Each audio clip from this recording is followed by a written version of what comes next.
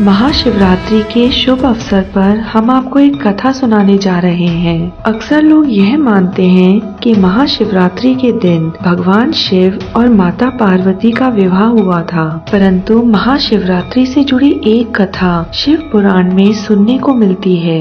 कथा के अनुसार प्राचीन काल में दुर्ह नामक भील अपने परिवार के साथ जंगल में रहता था। उसका कार्य पशु का वध करना था। इसी तरह से वह अपने परिवार का लालन पोषण करता था। एक दिन की बात है, उसके घर में खाने पीने के लिए कुछ भी नहीं था।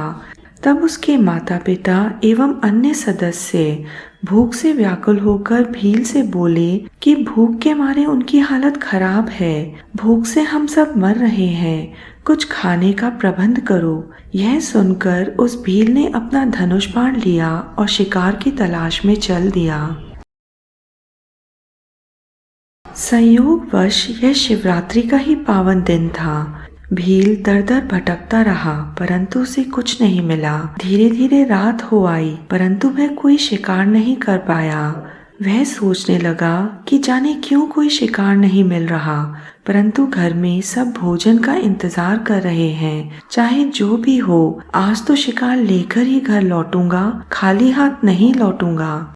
तभी उसे एक तालाब देखा और वह सोचने लगा, यह स्थान सही है, कोई न कोई जानवर तो पानी पीने इस तालाब में जरूर आएगा, और जैसे ही वह यहाँ आएगा मैं उसका शिकार कर लूंगा। यह नजदीक का बेल का पेड़ सही है, मैं इसी पर बैठकर शिकार का इंतजार करूंगा। यह सोचकर वह बेल के पेड़ पर चढ़ गया। इंतजार करते करते रात घिर आई थी। थोड़ी ही देर में एक हिरनी आई। शिकारी ने अपने धनुष पर बाण चढ़ाया। शिकारी की हरकत से ओस से भरे बेल के पत्ते पेड़ के नीचे विराजमान शिवलिंग पर गिर गए, और इस तरह अनजाने में ही सही, परंतु शिकारी की शिवरात्रि की प्रथम पहर की पूजा संपन्न हो गई और उसे प्रथम पहर की पूजा का फल मिला। शिकारी की हरकत से हिरनी भी सतर्क हो गई। उसने भील से प्रार्थना की, हे भील, आप मेरा वध करना चाहते हैं, मुझे मारकर अपनी भूख मिटाना चाहते हैं। यदि आपके ऐसा करने से आपका दुख दूर होता है तो मैं तैयार हूँ, परंतु आप थोड़ी देर रुक जाएं। मेरे बच्चे अकेले हैं, मैं अपने बच्चों को अपनी बहन के पास छोड़कर आती हूँ। भील बोला कि तुम वापस नहीं आओगी। भील, मानो मैं अपने बच्चों के लिए यह सब कुछ कर रही हूँ, मेरा विश्वास करो। यह मेरा वादा है कि मैं अपने बच्चों को अपनी बहन के पास छोड़कर यहाँ वापस जरूर आऊंगी। भील ने उसे जाने दिया, परंतु उसे कहा कि वह वादा जरूर निभाए। इस तरह भील को विश्वास दिलाकर वह हिरनी वहां से चली गई और भील उसके इंतजार में उसी स्थान पर बैठा रहा। इस तरह रात्रि जागने का फल भी उसे प्राप्त हो गया। थोड़ी देर बाद हिरनी की बहन उसे ढूंढती हुई वहां पहुंची। शिकारी ने तुरंत अपना बाण तीर पर चढ़ाया और फिर से उसकी हरकत से ओस से भरे पत्ते शिवलिंग पर जा गिरे और उसे फिर से अनजाने में ही सही, परंतु शिवरात्रि के दूसरे पहर की पूजा का फल भी प्राप्त हुआ। फिर से यह हिरनी भी शिकारी की हरकत से सतर्क हो गई और उसने शिकारी से प्रार्थना की और कहा कि वह माँ है और अपने बच्चों को आखिरी बार देखना चाहती है। भील ने यह सुनकर उस हिरनी से कहा कि नहीं, पहले भी एक हिरनी यह कहकर यहाँ से चली गई थी कि वह अपने बच्चे अपनी बहन के पास छोड़कर वापस आएगी, मगर वह अभी तक नहीं आई। इस पर हिरनी बोली कि मेरी बहन यहाँ रहती है, वह जरूर मेरी बहन ही होगी। अगर वह यह वादा कर कर गई है कि वह अपने बच्चों को मेरे पास छोड़कर वापस आएगी, यह तभी संभव है जब मैं जिंदा रहूं, तभी वह अपना वादा पूरा कर सकती है, और मैंने तुमसे वादा किया है, इसलिए मैं भी यहाँ जरूर आऊंगी। अभी तो मुझे जाने दो।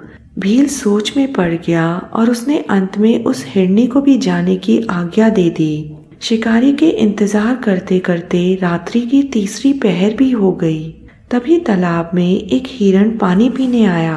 शिकारी ने तुरंत अपना तीर बाण पर चढ़ाया और इस बार भी शिकारी की हरकत से ओस की बूंदों से भरी बेल की पत्तियां नीचे विराजमान शिवलिंग पर गिर गईं और इस प्रकार शिकारी की तीसरी पहर की पूजा भी संपन्न हो गई।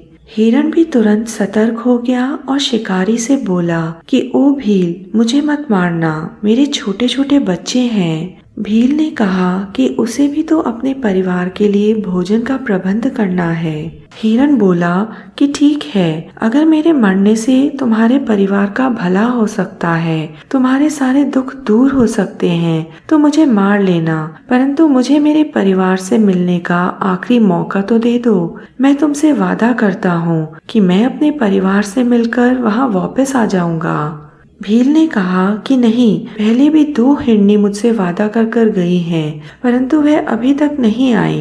हिरण ने बोला कि भील उसका विश्वास करे, वह जरूर वापस आएगा। जाने क्यों शिकारी का भी मन शांत और नरम होता जा रहा था और उसने उस हिरण को भी जाने की आज्ञा दे दी। वह हिरण अपने परिवार के पास पहुंच गया। दोनों हिरनी और हिरण के बीच वार्तालाप हुई। सभी ने शिकारी के साथ हुई घटना का जिक्र एक दूसरे से किया।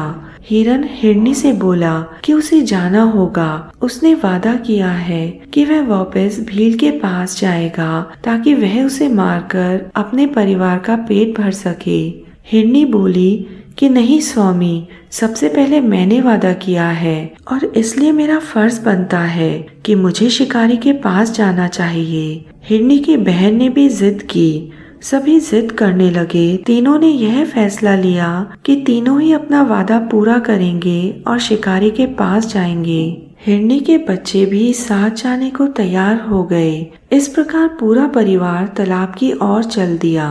सभी तालाब के पास पहुँचे। शिकारी ने तुरंत तीर बाण पर लगाया और फिर से बेल के पत्ते शिवलिंग पर गिरे और इस प्रकार भील से अनजाने में चौथे पहर की पूजा भी संपन्न हो गई। पूजा संपन्न होने के फलस्वरूप उसे ज्ञान की प्राप्ति हुई और उसने मन में विचार किया कि देखो, यह पशु होते हुए भी धर्म के खातिर अपना जीवन न्यौछावर करने के लिए यहाँ चले आए और मैं मनुष्य होकर भी हत्या और बुरे कर्मों में लिप्त हूँ। ऐसा विचार कर उसने हिरण हिरनियों को जाने दिया और उन्हें कहा कि वह खुशी खुशी अपना जीवन व्यतीत करें, वह उन्हें नहीं मारेगा। भील के इतना कहते ही भगवान शिव शिवलिंग से प्रकट हुए।